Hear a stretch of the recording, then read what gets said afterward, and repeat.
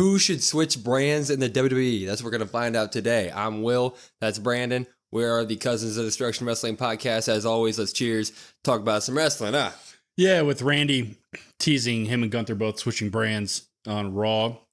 We're like, who needs a fresh start? Yeah, I mean, we've gotten Austin Theory and Grayson Waller. They came to Raw. Randy's now challenging for the Raw title. So we're officially in that little gray area within WWE where superstars can kind of find some leeway back and forth. And we figured, why not give our picks as to who should move rosters. Yep. Would you like to go first? I'll go first because I'm going to take what I think is the number one pick. Damn it. In this. Big Bronson Reed. Gotta take him. Yeah. He's been destroying people on Raw as he should. The push has been great for him. I know Adam Pearce has threatened suspension now. Seems like a perfect way for him to find himself onto SmackDown where you need some credible heels, not only for Cody, but also for LA Knight. I think he's kind of the perfect guy right now that he could fluctuate between the two. Not saying necessarily he wins one of them, obviously, but he could be kind of like a tweener, back and forth mid-card, back and forth lower main event scene. Yeah, I mean, we bring up on almost every single time we talk about any of the titles on SmackDown, it is like synonymous with, but there's no good heels, or the heel that has the title is doing nothing, aka Logan Paul. SmackDown is just in desperate need of it. It can be reiterated 1,000 times, and Bronson Reed has built himself in the last couple of months as being a big bad dude, and then of course the last couple of weeks on Raw when he's just tsunamiing guys out of their socks. Like you said, Adam Pearce suspends him. He goes, you know what, screw that. I'm going to show up on SmackDown. What's Nick Aldis going to do to me? Absolutely nothing. He starts to just do the same thing to guys there. He would skyrocket quick with the way there are no heels on that. So I just think it's an absolute given. Yeah. Yeah. Was that your first pick? Yeah. Yeah. Yeah, that was my Glad first I went first then, huh? That was my first pick. But I'm going to steal somebody from SmackDown and put him on Raw for next. Okay, that's good. Yeah. I like that. I want Austin Theory to not only do his... I want Austin Theory to split from A-Town Down Under, and I want him to go to Raw. I really think that Austin Theory could be a guy that you could book for a big-time IC feud with Braun Breaker. Those two would not only put on just ridiculous matches in the ring, but I think Braun could really get the best out of Theory in terms of character development. That's kind of been Theory's downfall over the years, is whether, everybody unanimously says, if I can talk, says that he's a great in-ring guy, but can he do a singles character to justice? They even gave him the win over Cena at Mania. It still didn't work. They had to throw him in A-Town Down Under.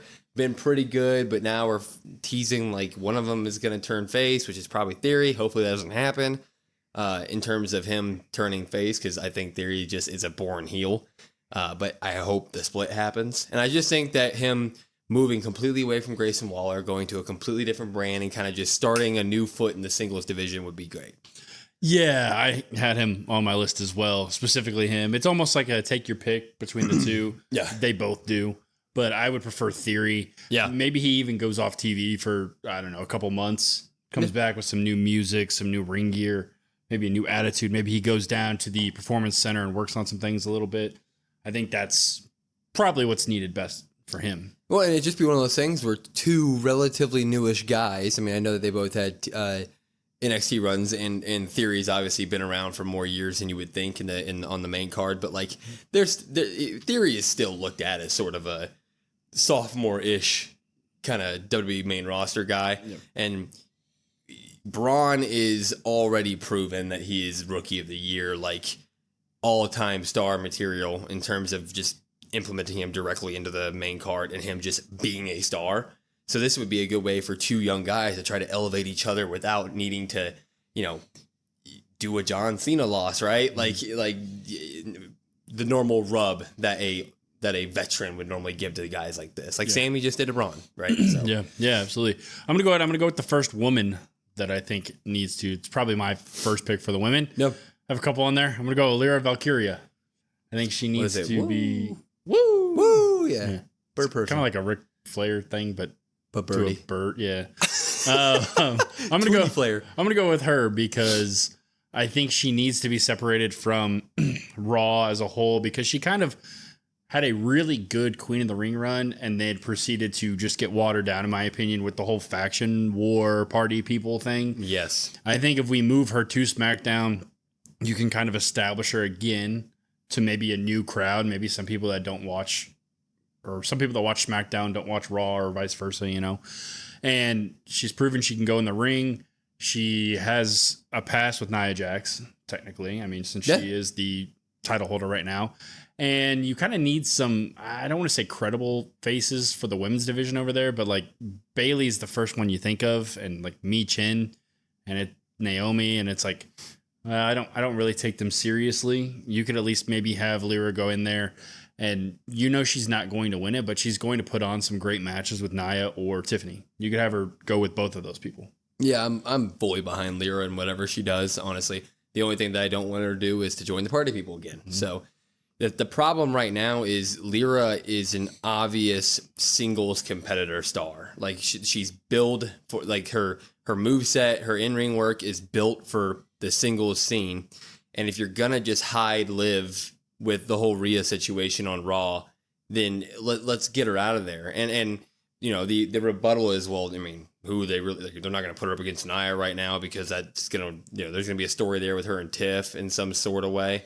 Fair. But like, if you get her on SmackDown, you get her completely away from the Liv and Nia, or the Liv and Rhea scene. And there's a good amount of singles talent still on SmackDown, right? Tiffany is a singles competitor. Chelsea Green, while she has Piper, is a singles competitor. Mi Shin, as you just said, it just feels like there is more singles action in the women's division on SmackDown. Yeah, that's a great point, and it was one that I was kind of thinking of as well. Like, Raw is the like women tag team faction. Yes. And SmackDown seems to have more, while they may have teams, they seem more individually kind of focused, or a spotlight on them more. Yeah. Yeah. I actually, when you brought her up, I'm glad you did, because what we're talking about right here in terms of the tag teams and singles stuff with the women, I couldn't get a woman on this list. I was sitting there looking at the rosters and thinking. And I'm like, well, 90% of these people you'd have to move as a team, and they're all fighting over one women's tag belt that moves between shows, so it just doesn't seem necessary.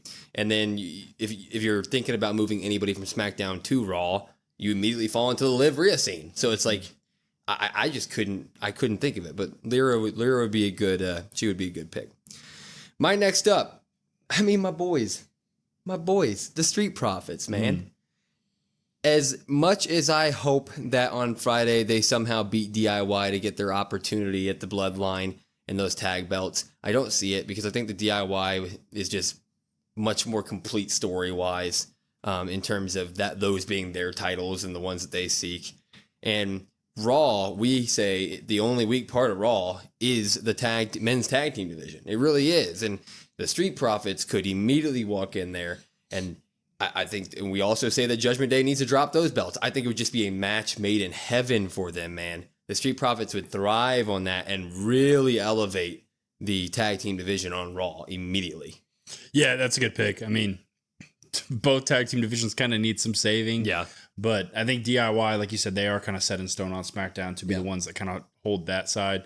So why not Street Profits? I mean, the Raw tag division has been a joke, and some people may say, well, inserting Street Profits into that isn't going to make it any better, but give it a shot. I mean, they're going to put on great matches. Montez is pretty good on the mic. The crowd loves them. As much as we say, like, they need something. It's been so many years, and the crowd still loves them. Yeah, they're great every single time they come in the ring. I mean, the thing with them is that they just put on bangers. They're kind of like Sheamus, where it's like, it doesn't really matter what you think of them, because the second they get in the ring, you're just like, okay, this is as entertaining as this can be. Hell yeah. So come over, have them be the ones to rip Judgment Day off those, or the titles off Judgment Day. Yeah, that's a good one. I went ahead. My next one, I'm going to go with Ludwig Kaiser. I had him. Yeah, I think that it's kind of the same thing with Bronson Reed almost. I talk many times about those Raw workhorses, and there's almost too many of them on Raw. Yeah. I mean, there's Bronson Reed, there's Sheamus, there's Pete Dunne, there's him, Sammy was there. I'm sure I'm forgetting Ilya, Braun Breaker. I mean, you could go on and on and on and on and on. SmackDown doesn't have that. Yeah, they have Santos and Andrade and Carmelo Hayes, but I don't really see anybody for LA Knight after Santos.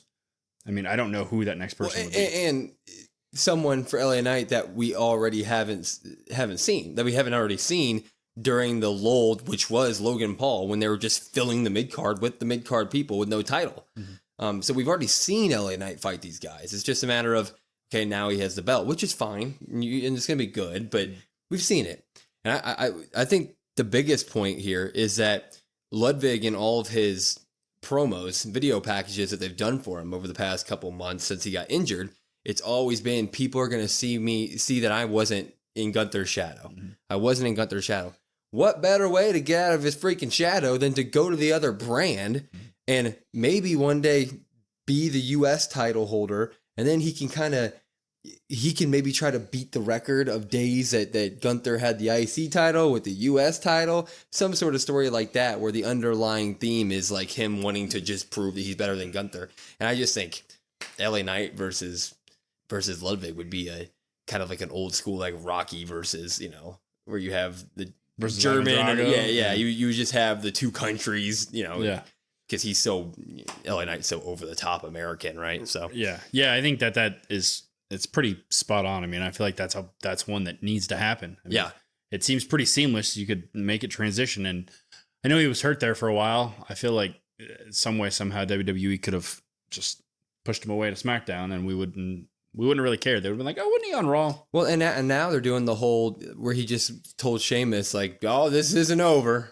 Like, wagging his, just so you know. Yeah. And so it's like, there's a really big gap on SmackDown between like the opening segment and the ending segment. Yes. An hour 30, hour 40 sometimes. Yeah. I mean, they need people that can go in the ring. You could pencil him in for a 10, 15-minute match any week with anybody, and it's going to be good. In a different style than I think what we have on SmackDown, too. His in-ring is more Gunther-y, more slapping, stiff than, you see Andrade and Carmelo, and then they're acrobatic and stuff like that. Great, though. They are great.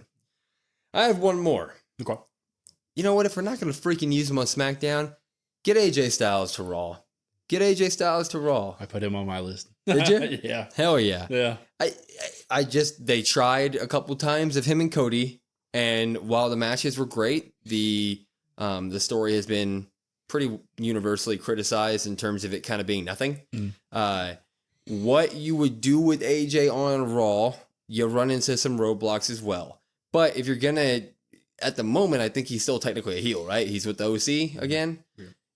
First off, don't bring him with the OC. I'm not a big OC guy, but if you want to keep AJ as a heel, go for it. And that is something where you could use AJ Styles to build up a Jey Uso and get him some big time wins under his belt, because Jey seems to only lose the big matches. AJ and Jey would be a phenomenal little rivalry that you could put in the mid card for nothing. You could just be an old school rivalry. And AJ would gladly build that guy and make him look over as hell, because that's what AJ Styles does. Yeah, as you're talking about it, I guess when I wrote down AJ Styles, my immediate thought was, as much as I talk about the Raw workhorses, and there's already too many, I want him to go against Braun Breaker so I can see a phenomenal forearm into a spear. Oh, yeah. Something like that. Yeah, that too. Just boom. Just that would elevate Braun. I mean, Braun's already clearly the next guy. Yeah. Why not do that? I feel like that's going to happen down the line. There's nothing for AJ to do. He hasn't been on TV. I think rumor is he's supposed to be there in the next couple weeks leading up to Bash. He's just going to be in some promo stuff to build the PLE. Yeah, but where does he go on SmackDown? Like, where does he go? You throw him at LA Knight because people are going to be like, well, you guys just want him to fight Braun, so throw him at LA Knight, sure. But like that's already a square of people. Like you got Carmelo, Andrade, and Santos. They're all involved in that LA Knight story. So I just don't see him fitting at all. No. I've got two more off the top of my head. Go for it. So you just mentioned one of them, as he doesn't have anything to do on Raw. Jey Uso. It's the inevitable. It's Jey Uso. Well, that one's coming. I mean, it's going to come, but like it needs to be soon. Yeah. Is more of, I guess, my point with this. It won't, though. This is inevitable. We all know this. It needs to be, because good Lord, that man is the most over still when he's on TV. Yes. And still nothing. What are we doing? You could, like I just said, I talked about Kaiser. You could pencil him in for 10, 15 minutes. Yeah, we don't necessarily like Jay's in-ring, But you could pencil him in for 10 minutes, get the crowd all excited. He could open SmackDown every week. I mean, he's eventually going to have the big return with Roman, right? Mm-hmm. I don't know how it's going to happen. In my opinion, Roman should need the help and kind of beg for Jey back, kind of acknowledge that, the guy who makes people acknowledge him acknowledges that he needs Jey's help. It'd be a great little full circle moment. But I mean, like you say, it's inevitable. If the problem is we're going to get Jey and Sami going after those tag belts, which is totally fine. But it does just seem like all of wrestling fandom knows it's coming eventually. And it's just like, you can just give it to us. Just do it. Yeah, just do it. That's what I mean. That's what I mean. We'll see Jey every week, him yeeting behind the tribal chief. And he's got his merchandise is blue. SmackDown is blue. It seems pretty obvious. Yeah, there's not much else to say on that one. The last one I'm going to say is maybe, I wouldn't say a controversial, but one that I maybe wrestled with a little bit. It's going to be a team. Okay. And it takes away some star power from SmackDown. But if Jade and Bianca are truly wanting those tag titles have not really been on SmackDown. I understand they say they can go to both shows. They've basically been on Raw since Unholy Union got them. I think they went on SmackDown a couple of times, but it wasn't really anything. So it's just like, as much as SmackDown needs the star power of Bianca and Jade, if you're not going to do something meaningful with them because the SmackDown women's tag division isn't great, we just talked about how many factions are over on Raw. Insert them in there. It does get mucky. It does get a lot, but like, their whole reason is, I want these tag titles. Well, the tag champions don't come to your show. They just don't. So it's like, what are we doing here? So either they need to change, or I guess you could say, hey, you'd have to swap them. Mm-hmm. Yeah, I'm okay with that. What team you swapping them with then? Damage Control? Yeah, sure. Yeah, Damage Control, and then you could have Bianca and Jade against the, what are they called? The Pulse, the something Pure Fusion Collective. Pure Fusion Collective. Yeah. Oh dear God. Yeah, and I think we're already going to get that eventually anyway. Like, I think they take the titles off and maybe they take those to SmackDown because they have been talking about it. But it's just like, for me, the last couple months of Jey and Bianca, ever since they lost those tag titles, it's been like, what are we doing here? It's the same thing with like the Street Profits. It's like, what are we doing? Yeah, I don't know. I just think if you took Jade and Bianca off SmackDown, that there would be a hole, man, and you couldn't fill it. I think you could, because they don't do anything. They come out for like a quick squash. We haven't seen Bianca's like singles in a while, and I know we just saw Jade's. She needs to become a singles competitor again. Because if they're not going to do the whole them dominating as a champion, and then one of them slowly breaks, if they're not going to do that storyline, I don't want them together. Just have them be friends who acknowledge each other in backstage segments, and but I don't need them coming out together, because I miss Bianca. I miss her in singles action, just tearing it up. Yeah, more so like that one specifically. Like all of these, like I think you could do pretty instant switches. That one's kind of just like more of, hey, what are we doing here? Change something up. Yeah, I don't care what they do, but they got to do something to fix that. I agree. Well, let us know in the comments who you think should swap the good old brands. I know we didn't include NXT here, but those are more call ups, so it wouldn't be swapping. But let us know what you thought about ours, and we want to hear yours. And with that, follow us on all of our socials at COD WrestlePod, COD WrestlePod. Listen to us wherever you get your podcasts, at Apple, Spotify, etc. And join our Discord. Get to talking with us. We got some fun interaction in there already. Come watch Raw and SmackDown with us. It's fun. Woo! As always, though. That time, huh? As always, I'm Will. That's Brandon. We are the Cousins of Destruction Wrestling Podcast. We will see you next time.